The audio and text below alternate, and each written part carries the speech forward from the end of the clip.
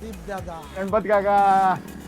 द्या इकडे डबे मी देतो हा गणपत काका, आज माझ्या देवासाठी नैवेद्य मी आणलाय, त्यामुळे नैवेद्य मीच दाखवणार. हा दीप दादा पर तुमचा देव तुम्हाला बघून तुमच्यावर कोपल ना, त्याचं काय.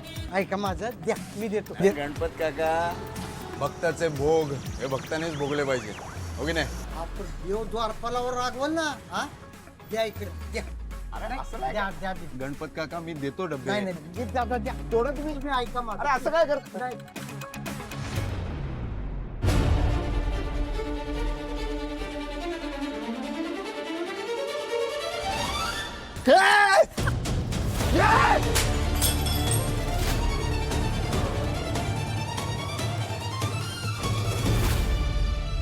नाही, नाही, ऐका दीप दादा. ए, काय चाललंय तुझं?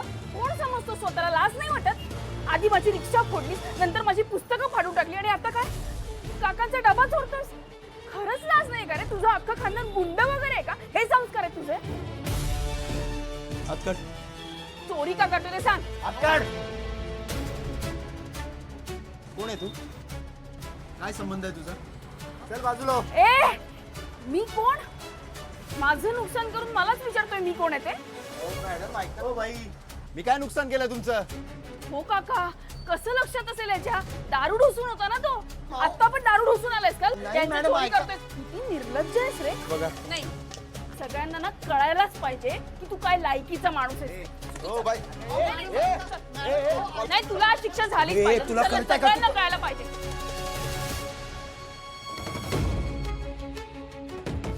काका, हा मवाली आहे ना, त्या काकांचे डबे चोरत होता. अहो, लाज नाहीये ह्याला. नाही, तुमच्या दुकानासमोर फिरकू देऊ नका त्याला. कधी काय चोरेल ना सांगता येत नाही. अगं नाही. अशा मवाल्यांना मी बरोबर ओळखते. नाही काका, पण त्याच्यात नाही ह्याची चूक नाहीच आहे. त्याला जन्म दिलाय ना, त्या आई बाबांची चूक आहे.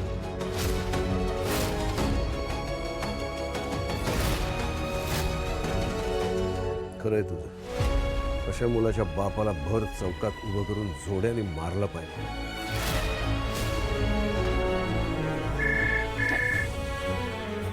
मला एक मिनिट, मला फोन आला.